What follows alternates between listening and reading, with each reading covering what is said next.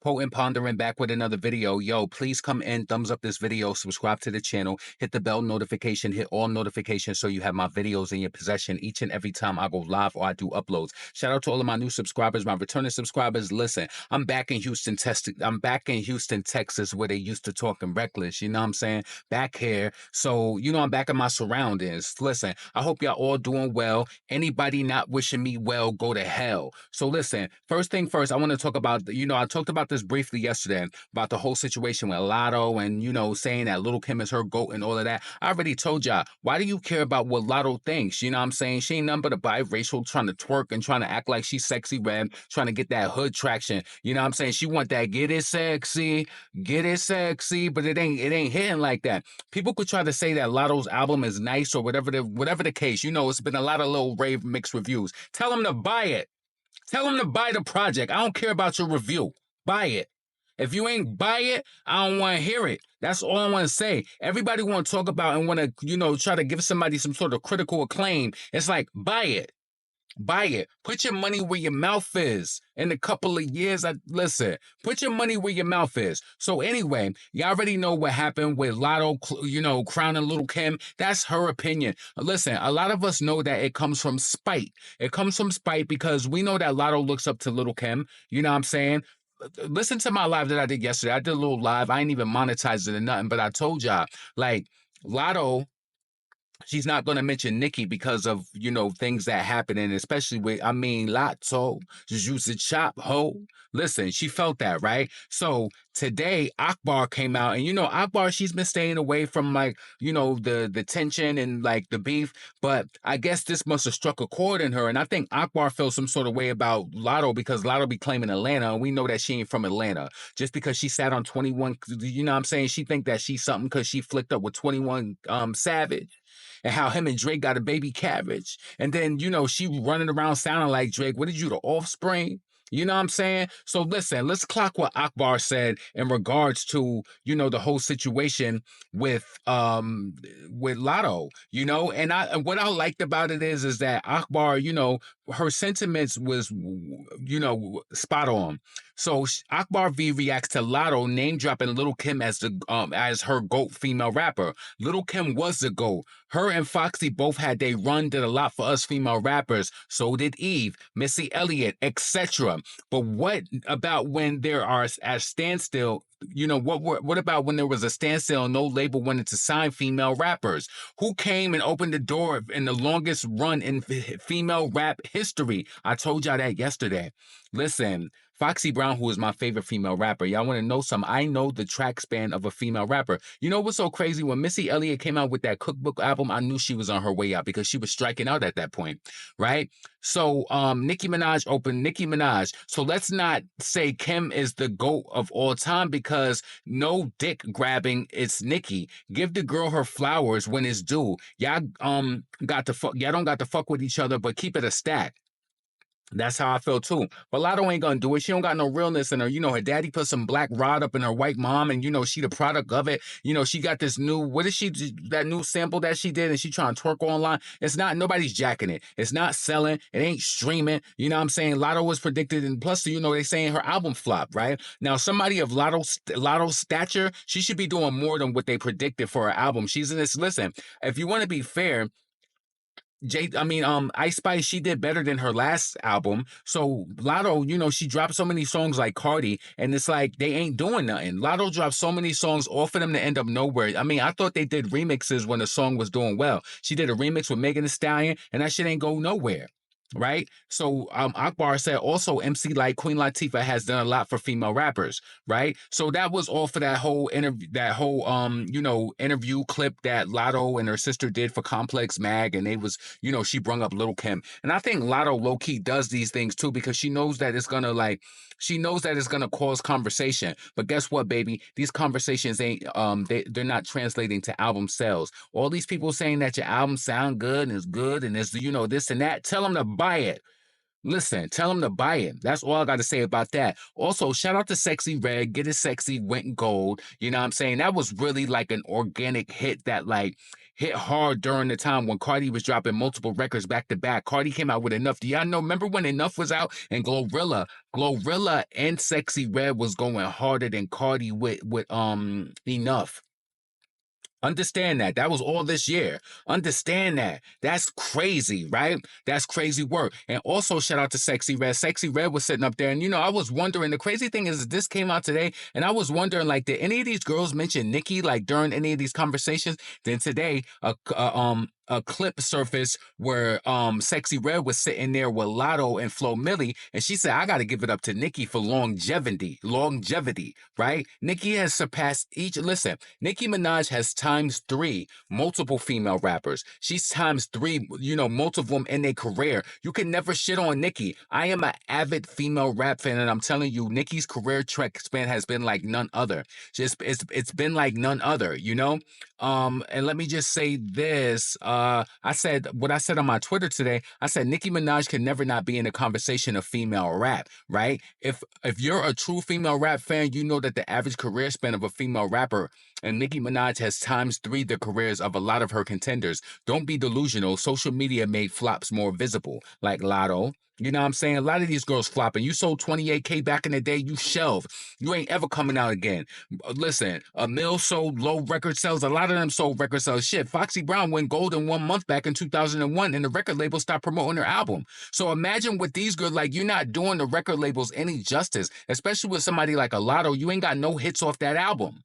No hits off the album. Now, listen, I want to go into my next I want to go into the next thing I want to talk about because I really need y'all to get this into perspective. Cardi B, Nicki Minaj is not your competition, and vice versa. She's not your competition, right? I want to just read this tweet that I typed up earlier, right? So listen, I said one thing Nicki Minaj has never done is release 7 songs back to back with zero impact. I mean, 7 releases, not one stuck. This is not even shade. It's a cross examination with facts. 7 fucking songs and they all missed. I want you to take this into consideration. I really want you to think about that, right? Now, Nicki has some songs that they all in go up, but 7 songs back to back. I think that at that moment, Nicki will be holding meetings with her record label trying to figure out what are we gonna do next. Cardi, she's done everything, and I really want to like make this clear for you. She's done everything. She's done the Latin song. She's done the urban records. She kept doing the urban records. They didn't go nowhere. When F the Club Up was going up crazy, she thought that she was gonna splash in on the urban set with Glorilla. Nicki hit it up 2 times with everybody and F the Club Up, and she made her mark. And Cardi thought that it was a perfect time for an urban female rap song to come through and push it through. And they didn't want it like that. They even chose Glorilla and Sexy Red over you with all of the marketing dollars, with all of the push, with all of the hoopla and all of that. You know what I'm saying? Why they don't want that like that? So this is what I want to tell y'all. When it comes to the comparisons of Nicki Minaj and Cardi B and how they even tried to force this girl's certifications to make her look like she was on the same level as Nicki. Look up how many pure sales Nicki got compared to Cardi. I don't listen. Also, what you did back then, are you doing it now? Super Freaky Girl 4 times platinum, still going 4 times platinum in the current times. Still doing numbers. Still, it's like Nicki, she stayed consistent. She consistently sells throughout the years. It's like she don't slow down. There ain't no burnout. She might have a song that don't perform like, it might not perform like, at the best, but typically those are like urban records or whatever the case may be, and they still make their mark. The crowd still knows it. They still, it still serves a purpose. I need y'all to understand that regardless of what Cardi B come with, she could come out with a visual album. She gonna need it. She gonna need a music video with every single song to sell this album because the traction and the steam is just not there. It's just not there. I told y'all the other day, this whole divorce thing, it didn't work. It's over now. What's next? It's over. I'm gonna be frank with you. Sometimes I be wanting Nicki to get in her gimmick bag on some shit, like, just to be like stretching out on social media. And maybe she will do it one day where, she just like do some attention seeking shit. But her talent speaks volumes, so she don't gotta do that. But I be wanting her to like, just to, how these chicks be like, Some people do it to their advantage. Like, I think like Ice Spice, she does some gimmicky stuff too. But I feel like Sexyy Red, Ice Spice, like they all do little campaigns online where I feel like, okay, they're cool or whatever, right? Cardi, she's all about drama. Everything is so drama driven. And it's like, I think people are just getting tired of her, and she's gonna have to find a new avenue other than drama. Or, a new avenue other than drama, because it's like the Offset shit ain't working. People don't care about Offset.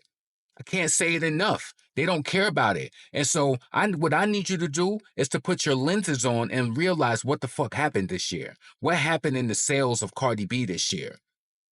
What happened?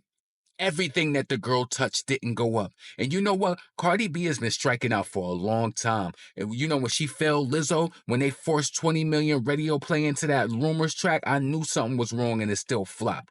When she flopped named Normani, you know, they tried to make that a hood classic on urban radio. It's still underperformed. That they put that song on Normani's album is still underperformed.